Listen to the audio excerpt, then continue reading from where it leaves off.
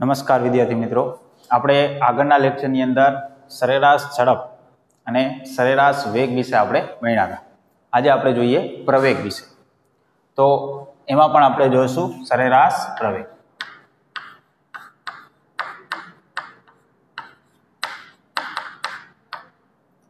સરેરાશ પ્રવેગ કોને કહેવાય?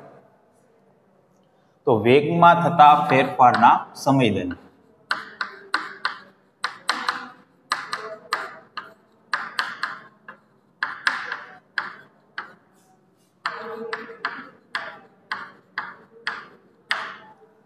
એટલે કે વેગમાં ફેરફાર કેટલા સમયગાળાની અંદર કેટલો થાય છે એને આપણે પ્રવેગ કહીએ. એટલે કે કોઈ ગતિ થતી હોય તો કોઈ પણ ધારો કે વાહન છે ગતિ કરે છે તો સમય સાથે એના વેગમાં જો ફેરફાર થતો હોય તો એમાં પ્રવેગ ઉત્પન્ન થયો એવું આપણે કહી શકીએ. હવે એને જો આપણે દર્શાવવું હોય સૂત્રની અંદર તો સરેરાશ પ્રવેગ જે છે એને આપણે બ્રેકેટમાં એ અથવા તો a12 આ રીતે આપણે દર્શાવી શકીએ. બરાબર. વેગમાં ફેરફાર છેદમાં સમયમાં ફેરફાર એટલે આપણે આવું લખી શકીએ ડેલ્ટા v અથવા તો આ રીતે દર્શાવીએ v2 માઇનસ v1 છેદમાં t2 માઇનસ t1 આ રીતે લખીએ. એટલે કે આનો અર્થ એવો થયો v1 જે વેગ છે એ t1 સમય અને v2 વેગ જે છે એ t2 સમય. એટલે કે t1 થી t2 સમયગાળાની અંદર વેગમાં કેટલો ફેરફાર થાય છે, બરાબર, એને સરેરાશ પ્રવેગ કહેવાય. અને આપણે આવી રીતે પણ લખી શકીએ a12 બરાબર ડેલ્ટા v ના છેદમાં ડેલ્ટા t. બરાબર. આપણે એક ઉદાહરણ લઈ અને પ્રવેગ ગણીએ સરેરાશ. તો એક આપણે આલેખ લઈએ.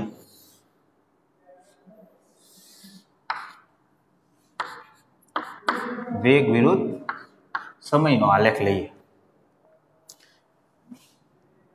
ધારો કે આ રીતે વેગ વધતો જાય છે શરૂઆતમાં, પછી અચળ થઈ જાય છે અને પછી એક ધારો ઘટે છે. આ રીતે એક ગ્રાફ લઈએ. બરાબર. આ રીતે દર્શાવી દઈએ 0 4 10 15 20 25 આ રીતે લઈએ. આ બાજુ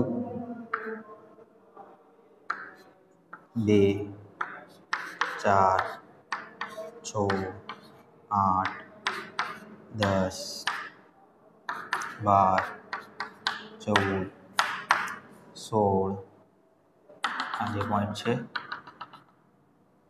આ રીતે આમ સીધો બતાવો 18 20 આ રીતે લઈએ. બરાબર. તો આ લેખનો અર્થ એવો થાય છે કે જેમ સમય પસાર થતો જાય છે એમ વેગ શરૂઆતમાં વધતો જાય છે. બરાબર. અહીંયા સુધી વધે છે.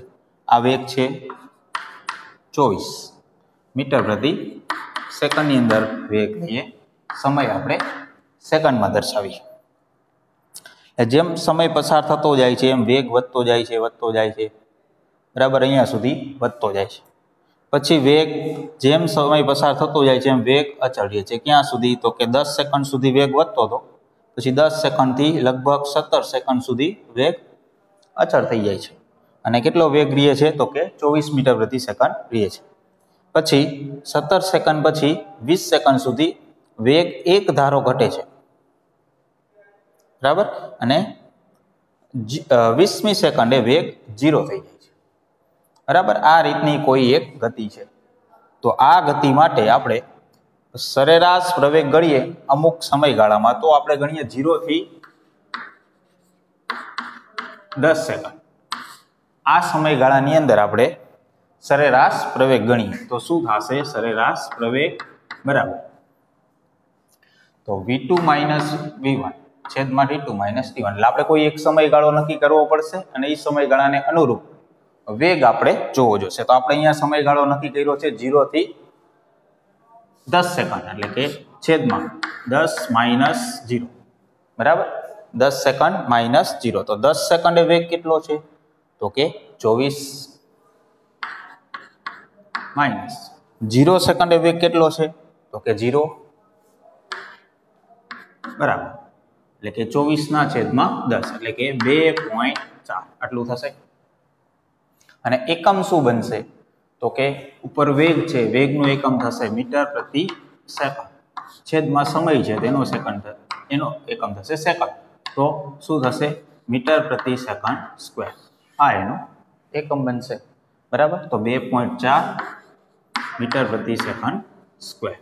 તો સરેરાશ પ્રવેગ આપણને આ સમયગાળાની અંદર 2.4 મળ્યો. એ જ રીતે બીજો સમયગાળો લઈએ 10 થી 17, તો 10 થી 17 સેકન્ડ આના માટે. તો સરેરાશ પ્રવેગ થશે, સમયગાળો આપણે પેલા લખી દઈએ 17 માઇનસ 10, તો 17 સેકન્ડે કેટલો વેગ છે? તો કે 24. 10 સેકન્ડે કેટલો વેગ છે? તો કે 24, તો 24 માઇનસ 24 આવું થશે. એટલે કે સરેરાશ પ્રવેગ બરાબર 0. બરાબર, 24 માઇનસ 24 0 થઈ જશે, 0 મીટર પ્રતિ સેકન્ડ સ્ક્વેર. એ જ રીતે આપણે ત્રીજો સમયગાળો લઈએ, તો કે 17 થી 20 સેકન્ડ. બરાબર, આ સમયગાળો લઈએ. તો જો એ સમયગાળાની અંદર 20 સેકન્ડ જે સમય છે ત્યારે વેગ કેટલો કહેવાય? તો કે 0. 17 સેકન્ડ છે ત્યારે વેગ કેટલો કહેવાય? તો કે 24. એટલે કે આપણે આવી રીતે લખી શકીએ, સરેરાશ વેગ બરાબર છેદમાં 20 માઇનસ 17. બરાબર, સમયગાળો 20 થી 17, તો 20 સેકન્ડે વેગ કેટલો? તો કે 0. બરાબર, 20 સેકન્ડે વેગ કેટલો? તો કે 0. અને 17 સેકન્ડે વેગ કેટલો? તો કે 24. આ રીતે થયું. બરાબર, માઇનસ 24 થશે ઉપર, છેદમાં થશે 3. બરાબર, તો કેટલું થયું? -8 મીટર પ્રતિ સેકન્ડ સ્ક્વેર. બરાબર, તો -8 આટલું મળશે આપણને. તો જોઈએ આપણે આ 3 જુદા જુદા સમયગાળા લીધા, દરેકની અંદર કઈ રીતે આપણને સરેરાશ પ્રવેગ મળે છે. તો કે અહીંયા શરૂઆતમાં જેમ સમય વધતો જાય છે એમ વેગ વધતો જાય છે, એટલે પ્રવેગ પ્લસ મળે છે. બરાબર, પછી જો વેગ અચળ થઈ ગયો છે, તો વેગ અચળ છે એટલે કે વેગમાં ફેરફાર થતો નથી. તો વેગમાં ફેરફાર ન થાય તો પ્રવેગ કેટલો કહેવાય? 0. બરાબર, તો પ્રવેગ 0 મળે છે. તો જ્યાં વેગમાં ફેરફાર નહીં થતી હોય જે ગતિની અંદર, એમાં પ્રવેગ ઉત્પન્ન થાય નહીં, એનો પ્રવેગ કેટલો કહેવાય? 0. એ જ રીતે છેલ્લે આપણે જુઓ તો આ છેલ્લો જે આપણે સમયગાળો લીધો હતો એમાં 17 થી 20 સેકન્ડમાં વેગ ઘટે છે. જો વેગ ઘટતો હોય તો પ્રવેગ કેવો મળે છે? ઋણ મળે છે, માઇનસ મળે છે.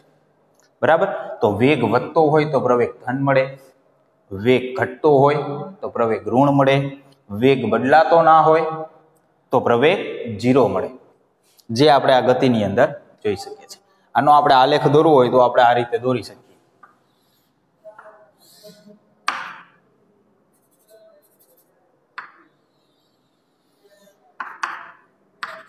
પ્રવેગ વિરુદ્ધ જો સમયનો આપણે આલેખ દોરીએ તો જો અહીંયા વેગ આ રીતે ધીરે ધીરે સમય સાથે આમ વધે છે, એકદમ વેગ વધતો નથી, એક ધારો વધતો નથી. બરાબર, ધીમે ધીમે વધે છે. તો અહીંયા પ્રવેગ પણ એ રીતે થશે. કેટલો આવે છે પ્રવેગ? 2.4. તો હું અહીંયા દર્શાવી તો 2.4. તો આ રીતે વધશે. ક્યાં સુધી? તો કે 0 થી 10 સેકન્ડ સુધી આવું થશે. પછી 10 થી 17 સેકન્ડ સુધી પ્રવેગ કેટલો રહેશે? 0 રહેશે. એટલે પ્રવેગની કિંમત 10 થી 17 સેકન્ડ સુધી 0 જ રહેશે. પછી 17 થી 20 સેકન્ડ સુધી, ધારો કે અહીંયા 20 સેકન્ડ લઈએ તો 20 સેકન્ડ સુધી પ્રવેગ -8 રહેશે. અને અહીંયા જો એક ધારો વેગ ઘટે છે એટલે પ્રવેગ પણ અચળ રહેશે. બરાબર. તો પ્રવેગ અચળ હશે તો કેટલો હશે? -8. તો -8 એટલે આપણે આ રીતે દર્શાવી દઈએ, -8 આ રીતે થશે. બરાબર. તો આવી રીતે આપણે આનો આલેખ બતાવી શકીએ. તો ટૂંકમાં આપણે એવું કહી શકીએ, વેગમાં જો સમય સાથે વધારો થતો હોય તો પ્રવેગ પ્લસ આવશે, જો વેગમાં ઘટાડો થતો હોય સમય સાથે તો પ્રવેગ માઇનસ આવશે, અને વેગ જો બદલાતો ના હોય તો પ્રવેગ 0 આવશે.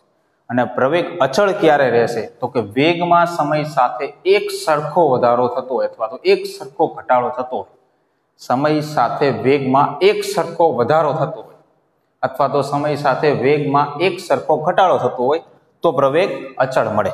બરાબર. તો આપણે અહીંયા આ રીતે યાદ રાખી લઈએ કે વેગ વધે તો પ્રવેગ ધન મળે, વેગ ઘટે તો પ્રવેગ ઋણ મળે, વેગ અચળ રહે તો પ્રવેગ 0 મળે. વેગમાં સમય સાથે એક સરખો વધારો કે ઘટાડો થતો હોય તો પ્રવેગ અચળ રહે. બરાબર. આટલા પોઈન્ટ યાદ રાખજો. વેગ વધે તો પ્રવેગ ધન મળે, વેગ ઘટે તો પ્રવેગ ઋણ મળે, વેગ અચળ રહે તો પ્રવેગ 0 મળે. અને વેગમાં જો સમય સાથે વધારો અથવા તો ઘટાડો, વેગમાં વધારો અથવા તો ઘટાડો જો એક સરખો રહે, જો થતો હોય એક સરખો ઘટાડો કે વધારો થતો હોય તો પ્રવેગ કેવો રહે? અચળ મળે. બરાબર. અને એના આલેખો પણ એ રીતે મળશે. તો આ તો આપણે સરેરાશ કિંમતની વાત કરી, સરેરાશ પ્રવેગ. આપણે આગળ પણ સરેરાશ ઝડપ, સરેરાશ વેગ એની ચર્ચા કરી. એટલે કે આ બધી કિંમતો જે છે એ કોઈ એક સમયગાળાની અંદર આપણને મળે છે. કોઈ એક સેકન્ડે કેટલો વેગ છે, કેટલી ઝડપ છે એ આપણે કહી શકતા નથી. બરાબર. એટલે કે આપણે આ રીતે ચર્ચા કરી છે.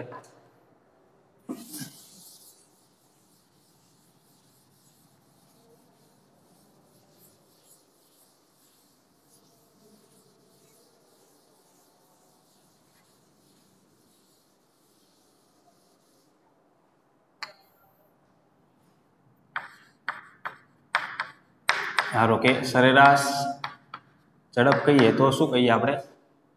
કુલ પથ લંબાઈ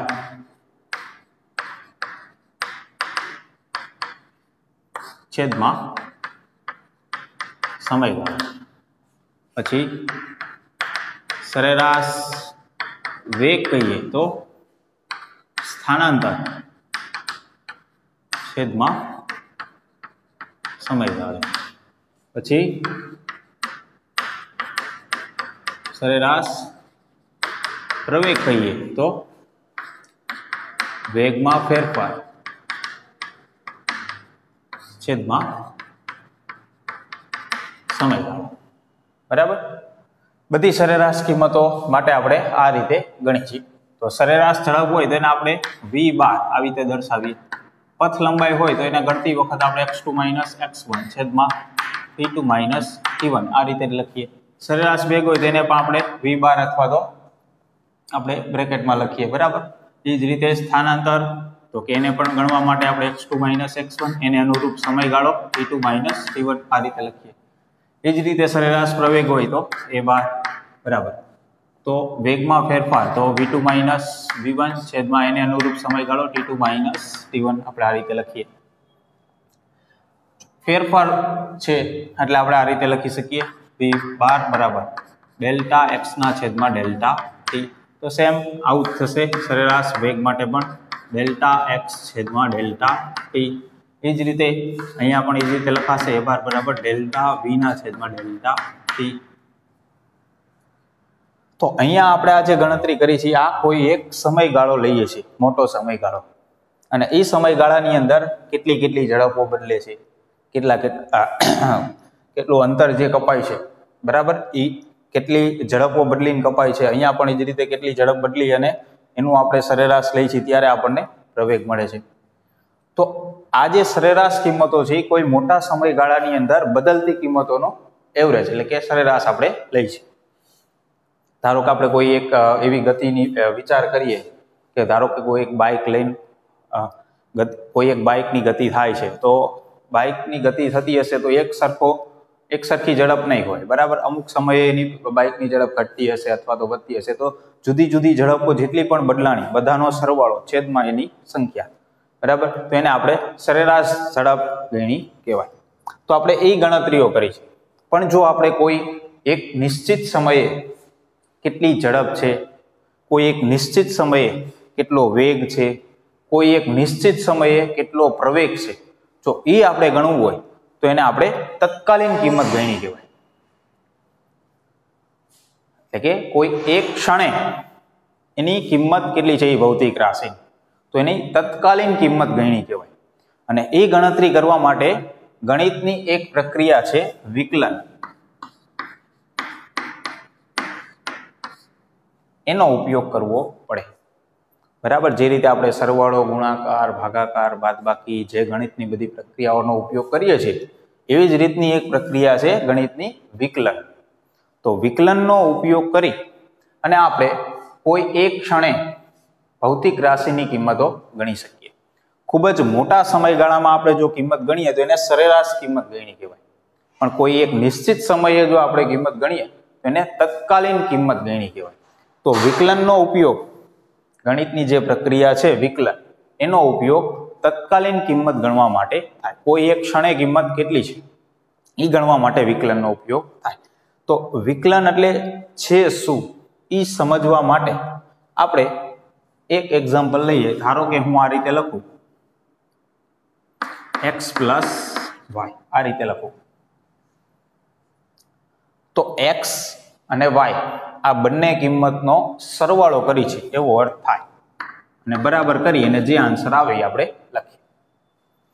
એ જ રીતે x માઇનસ વાય, તો અહીંયા x અને y ની આપણે બાદબાકી કરી છે અને બરાબર કરી અને આન્સર આપણે લખીએ. એ જ રીતે ગુણાકાર લ્યો, ભાગાકાર લ્યો, x ગુણ્યા y, x ભાગ્યા y. આ રીતે આપણે ગણિતની પ્રક્રિયાઓનો ઉપયોગ કરતા હોય. તો જે પ્રક્રિયાનો આપણે ઉપયોગ કરતા હોય ગણિતની, એના માટે આપણે એક સિમ્બોલ ઉપયોગમાં લઈએ. ધારો કે પ્લસની નિશાની જે છે એ આ રીતની છે, એટલે કે સરવાળો બતાવે છે. એ જ રીતે માઇનસની નિશાની આ રીતની છે, ગુણાકારની આવી રીતની છે, એ જ રીતે ભાગાકારની આ રીતે છે. તો આ બધા જે સિમ્બોલ છે એ કઈ પ્રક્રિયા આપણે ગણિતની કરી છે એ દર્શાવે છે. પણ આપણે વારંવાર આ પ્રક્રિયાથી ટેવાયેલા છે એટલે આપણને કંઈ નવું લાગશે નહીં. પણ વિકલન જે પ્રક્રિયા છે એ આ બધા જેવી જ છે. તો એને દર્શાવવા માટે આવા સિમ્બોલનો ઉપયોગ થાય, બરાબર. આ રીતના સિમ્બોલનો ઉપયોગ થાય. ઉપર સ્મોલ ડી, છેદમાં સ્મોલ ડી, બરાબર. આ રીતના સિમ્બોલનો ઉપયોગ થાય. તો અહીંયા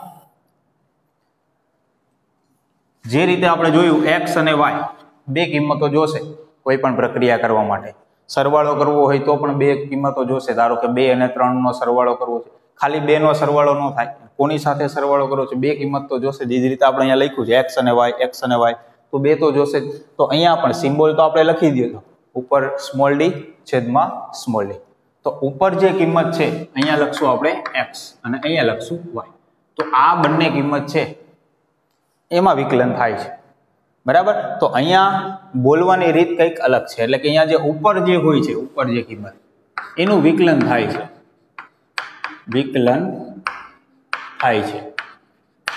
અને છેદમાં જે કિંમત છે એની સાપેક્ષે થાય છે, બરાબર. આવો શબ્દ આપણે ઉપયોગમાં લેવાનો.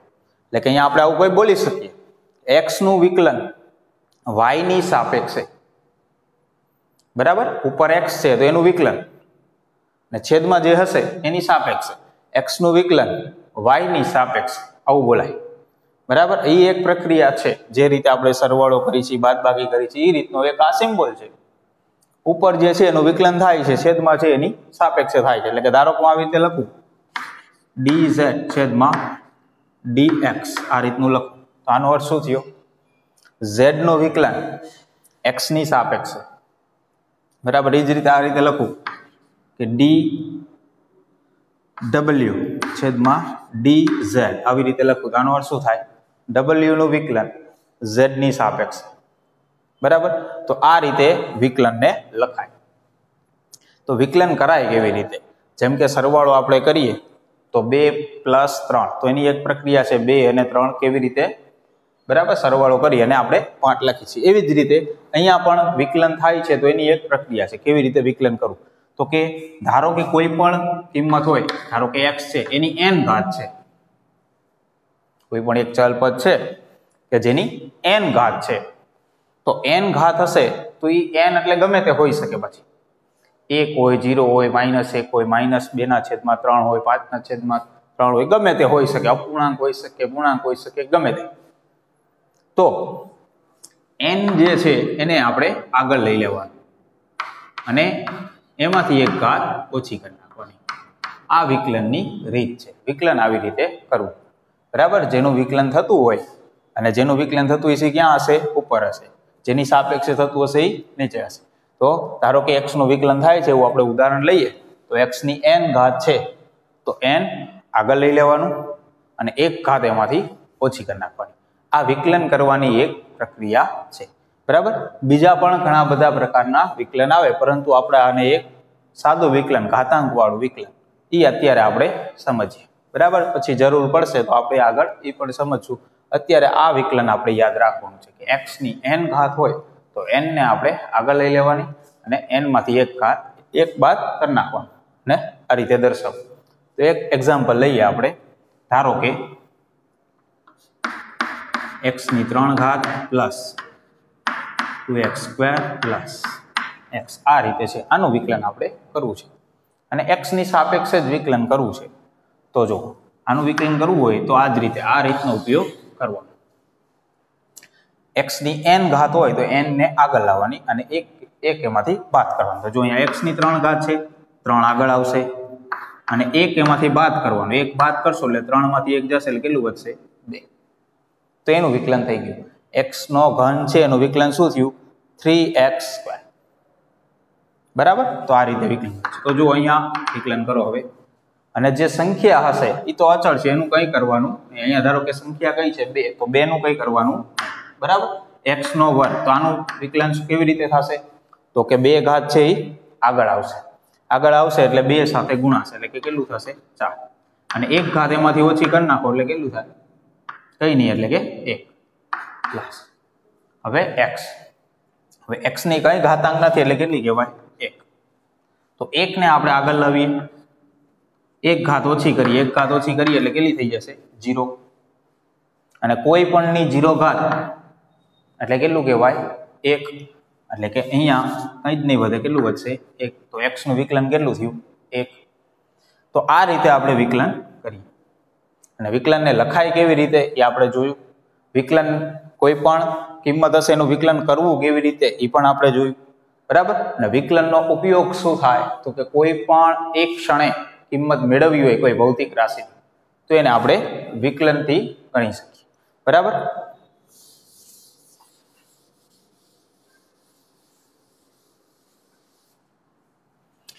તો હવે આપણે એનો ઉપયોગ અહીંયા કરીએ. ધારો કે આપણે કોઈ એક ક્ષણે ઝડપ જોઈ છે, કોઈ એક ક્ષણે ઝડપ જોઈ છે, તો એ ઝડપને શું કહેવાય? તત્કાલીન ઝડપ, બરાબર. કોઈ એક ક્ષણે આપણે ઝડપ ગણીએ એને શું કહેવાય? તત્કાલીન ઝડપ. તો કોઈ એક સમયે જો આપણે કિંમત જોતી હોય તો અહીંયા તો આપણે આજે લખ્યું છે એ તો કોઈ એક મોટો સમયગાળો લીધો છે, ડેલ્ટા ટી, બરાબર. 0 થી 10 સેકન્ડ, 10 થી 17 સેકન્ડ, હમણાં આપણે ઉદાહરણ જોયું એમાં 17 થી 20 સેકન્ડ, કોઈ એક મોટો સમયગાળો છે. આપણે તો કોઈ એક જ સમય જોઈ છે. ધારો કે હું એમ કહું કે મારે 5મી સેકન્ડે કેટલી ઝડપ છે એ ગણવી છે, તો આપણે તો આ રીતે ગણશું, એમાં તો સમયગાળામાં મળશે કે 0 થી 10 સેકન્ડ સુધીમાં મળશે, પણ 5મી સેકન્ડે જ જોઈ છે. તો સમયગાળો કેટલો લેવો? ધારો કે t બરાબર 5 સેકન્ડ, 5મી સેકન્ડે ઝડપ કેટલી છે એ જોઈ છે. તો સમયગાળો કેટલો લેવો? 5 થી 6 સેકન્ડનો લઉં, 5 થી 7 સેકન્ડનો લઉં, બરાબર. જુદા જુદા સમયગાળા આપણે વિચારી શકીએ. ધારો કે 1 થી 10 સેકન્ડનો લઉં સમયગાળો, ડેલ્ટા ટી આટલો લઉં, કે ડેલ્ટા ટી ની કિંમત હું હજી ઓછો સમયગાળો કરવાનાથી, તો ધારો કે હું એમ કહું 3 થી 7 સેકન્ડનો લઉં સમયગાળો, તો હજી આનાથી વધારે ચોક્કસ કિંમત મળશે. આપણે 5મી સેકન્ડે ઝડપ જોઈ છે, તો 3 સેકન્ડથી લઈ અને 5 સેકન્ડ સુધીની જેટલી ઝડપ હશે એનો સરેરાશ લઉં, અથવા તો હજી સમયગાળો બીજો પસંદ કરીએ, હજી સમયગાળો ટૂંકો કરીએ. ધારો કે 4 થી 6 સેકન્ડ સુધીનો સમયગાળો લઉં, બરાબર. 2 સેકન્ડનો જ ગાળો રાખ્યો આપણે, એટલે હજી ઝડપ આપણને કેવી મળશે? ચોક્કસ મળશે. આપણે 5મી સેકન્ડે જ ઝડપ જોઈ છે, હજી સમયગાળો આપણે ટૂંકો કરીએ, બરાબર. તો હું આ રીતે લઉં, ધારો કે 4.8 સેકન્ડથી 5.2 સેકન્ડ આટલો લઉં, તો હજી ચોક્કસ મળશે કિંમત. આટલો સમયગાળો લઈશ તો હજી આનાથી ચોક્કસ કિંમત જોતી હોય શું કરવું પડશે? હજી સમયગાળો સૂક્ષ્મ કરવો પડશે. એટલે કે ઓછામાં ઓછો સમયગાળો આપણે લઈશું 5 સેકન્ડની વચ્ચેનો, 5 સેકન્ડ આવે એ રીતે ઓછામાં ઓછો સમયગાળો આપણે લઈશું, તો આપણને એ ઝડપ ચોક્કસ મળશે. તો સમયગાળો ટૂંકો કરવો એને આપણે આવી રીતે લખી શકીએ, limit delta T tense two 0, આવું બોલાય, બરાબર. આવું લખવું આને લક્ષ કહેવાય. આ પણ એક ગણિતની પ્રક્રિયા છે. Limit delta T tense two 0, આવું બોલવું એટલે આનો અર્થ એવો થાય સમયગાળો આપણે સૂક્ષ્મ કરી નાખ્યો, 0 જેટલો, 0 નહીં, 0 જેટલો સમયગાળો કરી નાખ્યો, પણ 0 નહીં એટલો સૂક્ષ્મ કર્યો, એવો અર્થ થયો. હું એવું લખું, limit delta T tense two 0, આવું લખું એટલે આનો અર્થ એવો થાય સમયગાળો છે એ 0 જેટલો કરી નાખ્યો, એટલે કે સૂક્ષ્મ કરી નાખ્યો, એવો અર્થ થાય, બરાબર. તો જો સમયગાળો સૂક્ષ્મ થાય તો આ કિંમત જે છે એ આ રીતે લખાય, dx ના છેદમાં dt, બરાબર. dx આ ડેલ્ટા જે છે એની જગ્યાએ સ્મોલ d આવી જાય. ડેલ્ટા એટલે મોટો તફાવત, d એટલે સૂક્ષ્મ તફાવત, આવો અર્થ થાય. તો dx ના છેદમાં dt આવો અર્થ થશે, બરાબર. એટલે આને શું વંચાય? સમયની સાપેક્ષે x એટલે કે અંતર એનું વિકલન, બરાબર. x નું વિકલન t ની સાપેક્ષે, એવો અર્થ થયો. કેમ કે d એટલે સિમ્બોલ કેનો છે? આ વિકલનનો છે. અને હવે આ જે ઝડપ મળશે કઈ કિંમત મળશે? તો કે તત્કાલીન ઝડપ મળશે. તો કોઈ પણ સમયગાળો સૂક્ષ્મ છેદની કિંમત છે, અહીંયા સમયગાળો છે એને સૂક્ષ્મ આપણે લખવો છે, તો આપણે આવું લખવું પડે પહેલા, limit delta T tense two 0, એટલે કે આપણે આ જે કિંમત છે એ સૂક્ષ્મ તફાવતમાં ફેરવી નાખી, એવો અર્થ આનો થાય. તો એ જ રીતે અહીંયા પણ લખાશે, હું આવું લખું, limit delta T tense two 0, તો અહીંયા સરેરાશ છે એ તત્કાલીન કિંમત થઈ જશે dx ના છેદમાં dt. તો આને શું કહેવાશે? તત્કાલીન વેગ. અને આને આપણે શું કહીએ? તો કે સરેરાશ વેગ. જ્યારે આને આપણે શું કહીશું? તત્કાલીન વેગ, બરાબર. ડેલ્ટા વડે લખશો તો સરેરાશ, ડી વડે લખશો તો તત્કાલીન, આવો અર્થ થયો. તો અહીંયા x નું વિકલન છે એ t ની સાપેક્ષે છે, એવું આપણે આને બોલી શકીએ. એ જ રીતે અહીંયા limit delta T tense two 0, એટલે કે અહીંયા પણ આપણે જો સમયગાળો સૂક્ષ્મ કરીએ તો શું લખાશે? a બરાબર dv ના છેદમાં dt, એવું લખાશે. ડેલ્ટા છે એની જગ્યાએ d આવી જશે. અને આ પ્રવેગ જે છે આને શું કહેવાશે? તત્કાલીન પ્રવેગ. એટલે કે કોઈ એક સમયે પ્રવેગ મળશે, અહીંયા કોઈ એક સમયે વેગ મળશે, અને અહીંયા કોઈ એક સમયે ઝડપ મળશે, એવું આપણે કહી શકીએ, બરાબર. બીજું અહીંયા તમે જોઈ શકો છો a બરાબર dv ના છેદમાં dt, એટલે કે v નું વિકલન t ની સાપેક્ષે છે. અહીંયા તમે જોઈ શકો x નું વિકલન t ની સાપેક્ષે છે, અહીંયા તમે જોઈ શકો x નું વિકલન t ની સાપેક્ષે છે, બરાબર. તો આ બે તો લગભગ સહેમત થયા. તો આ બંનેને આપણે જોઈએ તો કેવી રીતે કહી શકાય? જો અહીંયા v બરાબર છે dx ના છેદમાં dt, અહીંયા a બરાબર છે dv ના છેદમાં dt. તો અહીંયા v ની જગ્યાએ આપણે આ કિંમત મૂકીએ, v બરાબર શું છે dx ના છેદમાં dt. એ કિંમત જો આપણે અહીંયા મૂકીએ આની જગ્યાએ તો આપણે આને કેવી રીતે લખી શકીએ, a બરાબર d ના છેદમાં dt. અને v ની જગ્યાએ કેટલી કિંમત લખવાની, તો કે dx ના છેદમાં dt. આવું લખાય બરાબર. v બરાબર છે dx ના છેદમાં dt. તો v ની જગ્યાએ આપણે એની કિંમત મૂકીએ તો આનો અર્થ કેવો થાય છે, જો x નું વિકલન છે એ t ની સાપેક્ષે, કઈક જવાબ આવશે. x નું વિકલન છે એ t ની સાપેક્ષે કરશો એટલે કઈક જવાબ આવશે. એ જવાબ જે આવશે એ શું હશે, તો કે વેગ. બરાબર, તત્કાલીન વેગ હશે. એનું વિકલન કેની સાપેક્ષે, તો કે t ની સાપેક્ષે વળી પાછું. તો શું જવાબ આવશે, પ્રવેગ. એટલે કે અહીંયા બે વાર વિકલન થયું, કેનું, x નું. કેની સાપેક્ષે થયું, તો બંને વાર t ની સાપેક્ષે થયું. તો આપણે આને આવી રીતે લખી શકીએ, d2x છેદમાં dt². આવું લખી શકીએ. એટલે આનો અર્થ એવો થાય કે x નું વિકલન બે વાર સમયની સાપેક્ષે કરશું તો પ્રવેગ મળે. બરાબર, x નું વિકલન t ની સાપેક્ષે એક વાર કરશું તો શું મળશે, વેગ મળશે. x નું વિકલન બે વાર t ની સાપેક્ષે કરશું તો શું મળશે, પ્રવેગ મળે. તો આ રીતે આપણે તત્કાલીન કિંમત ગણી શકીએ.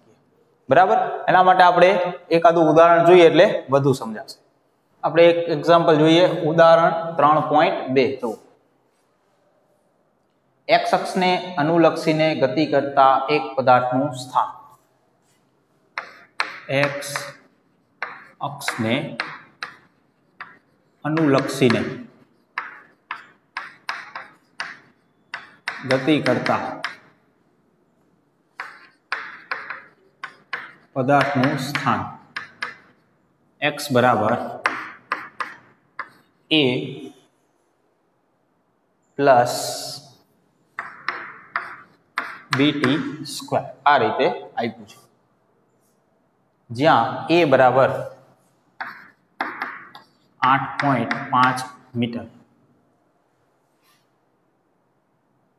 અને b બરાબર 2.5 મીટર પ્રતિ સેકન્ડ સ્ક્વેર. આ રીતે કીધું છે. t સેકન્ડમાં t જે છે એ સેકન્ડની અંદર છે. આ રીતે આપણને આપ્યું છે. તો ગણવાનું શું કીધું છે, t બરાબર 0 સમયે તેનો વેગ કેટલો હશે. 2 સેકન્ડ અને 4 સેકન્ડ વચ્ચે સરેરાશ વેગ કેટલો હશે. t બરાબર 0 સેકન્ડે વેગ કેટલો હશે. બીજું ગણવાનું કીધું છે, t બરાબર 2 સેકન્ડથી t બરાબર 4 સેકન્ડ વચ્ચે સરેરાશ વેગ કેટલો હશે. બરાબર, આટલી કિંમત આપણને ગણવાની કીધી છે. તો જો આનો અર્થ કાઢીએ શું થાય છે, a અને b ની કિંમત આપી છે એ આપણે અહીંયા પહેલા તો મૂકી દઈએ. તો x બરાબર શું લખાશે, તો કે 8.5 પ્લસ 2.5 t² થશે. હવે હું અહીંયા t ની જગ્યાએ જુદો જુદો સમય લઉં, 0 લઉં. બરાબર, સૌ પ્રથમ t બરાબર 0 લઉં તો 0 લઈશ એટલે કેટલું વધશે, તો કે 8.5. એટલે કે એનો અર્થ એવો થાય, t બરાબર 0 સમયે પદાર્થનું સ્થાન 8.5 મીટર પર છે. બરાબર, એ જ રીતે t બરાબર 1 સેકન્ડ લઉં, 1 સેકન્ડ લઈશ એટલે કેટલું થશે, તો કે 2.5 પ્લસ એટલે કે 11. એટલે કે 1 સેકન્ડ થશે એટલે પદાર્થ ક્યાં હશે, 11 મીટર પર હશે. તો શરૂઆતમાં t બરાબર 0 સમયે ક્યાં હતો, 8.5 પર. પછી 1 સેકન્ડ થઈ એટલે ક્યાં પહોંચ્યો, 11 પર. એ જ રીતે બીજી સેકન્ડ લ્યો તો કંઈક મળશે, તો ત્યાં હશે. ત્રીજી સેકન્ડ લ્યો એટલે ક્યાં હશે, એ રીતે તમે ગણી શકો. બરાબર, તો આ સમીકરણ છે એ શું દર્શાવે છે, આ રહ્યું આ સમીકરણ, તો કે સમય સાથે પદાર્થનું સ્થાન ક્યાં છે એવું બતાવે છે. એટલે કે પદાર્થ આ સમીકરણ અનુસાર ગતિ કરે છે એવું આપણે કહી શકીએ. બરાબર, એટલે કે અહીંયા સમય મૂકતા જઈશું એમ આપણને સ્થાન મળતું જશે. એટલે કે એનો અર્થ એવો થાય, પદાર્થ આ સમીકરણ અનુસાર ગતિ કરે છે. કયા સમયે પદાર્થ ક્યાં હશે એ જાણવું હોય તો આપણે અહીંયા સમયની જગ્યાએ એની કિંમત મૂકી દેવાની. ધારો કે 10 સેકન્ડે ક્યાં છે એવું જાણવું છે, તો અહીંયા 10 મૂકી દઈએ, એટલે 10 સેકન્ડે પદાર્થ ક્યાં હશે એ આપણને મળી જશે. તો આપણને અહીંયા ગણવાનું કીધું છે t બરાબર 0 સેકન્ડે વેગ કેટલો હશે. 0 સેકન્ડે વેગ કેટલો હશે આવું પૂછ્યું. તો આની અંદર આપણે કિંમત મૂકશું તો આપણને શું મળશે? સ્થાન ક્યાં છે એ મળશે, પણ વેગ કેટલો છે એ નહીં મળે.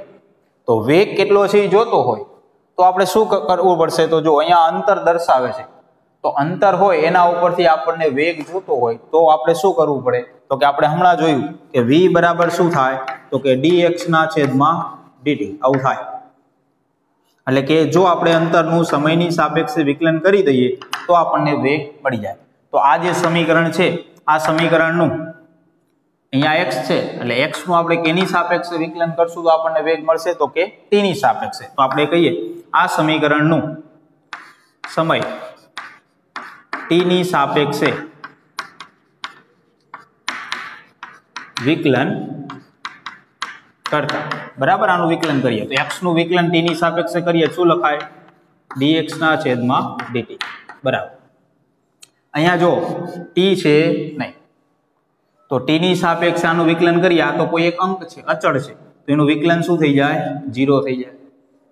પ્લસ અહીંયા જો અહીંયા 2.5 છે પણ સાથે t છે એટલે 2.5 છે એ તો એમને એમ રહેશે, એનું કંઈ જ નહીં થાય. હવે આનું વિકલન કરો એની સાથે છે એટલે જો આની સાથે t ન હોય તો આનું વિકલન કેટલું થઈ જાય? આની જેમ 0 થઈ જાય.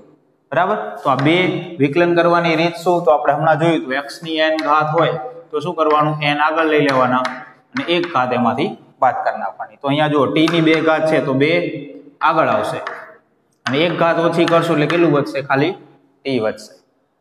બરાબર. જો અહીંયા હવે આપણે શું કહી શકીએ? dx ના છેદમાં dt એટલે કે x નું t ની સાપેક્ષે વિકલન, એટલે કે એને જ આપણે શું કહેવાય? તત્કાલીન વેગ.